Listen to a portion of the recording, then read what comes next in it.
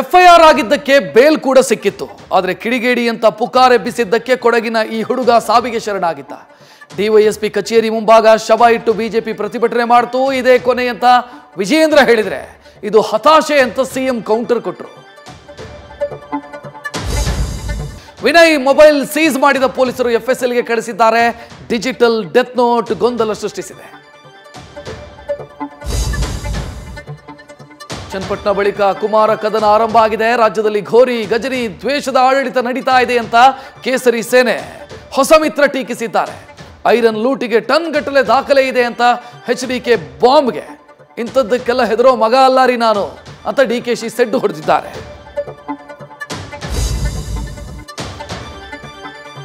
ಇಂದು ಸಾವಿನ ಶನಿವಾರ ದರ್ಗಾಗ್ ಹೋಗ್ತಾ ಇದ್ದಂತ ಮಿನಿ ಬಸ್ಸು ಜೇವರ್ಗಿ ನೇಲುಗಿ ಕ್ರಾಸ್ ಬಳಿ ಕೆಟ್ಟು ನಿಂತು ಲಾರಿಗೆ ಡಿಕ್ಕಿ ಹೊಡೆದಿದೆ.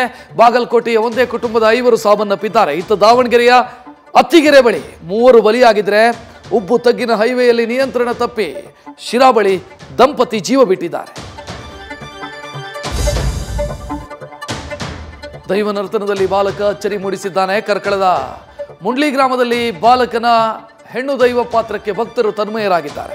ಇತ್ತ ಹಣೆ ತುಂಬ ಕುಂಕುಮ ಹೊತ್ತ ಬಾಲಿವುಡ್ ನವಾಬ್ ಸೈಫ್ ಪುತ್ರಿ ಸಾರಾ ಹುಬ್ಬಳ್ಳಿಯ ಐತಿಹಾಸಿಕ ದೇಗುಲಕ್ಕೆ ಭೇಟಿ ಕೊಟ್ಟು ತಂದೆಗಾಗಿ ಹೊತ್ತಿದ್ದ ಹರಕೆಯನ್ನು ತೀರಿಸಿದ್ದಾರೆ.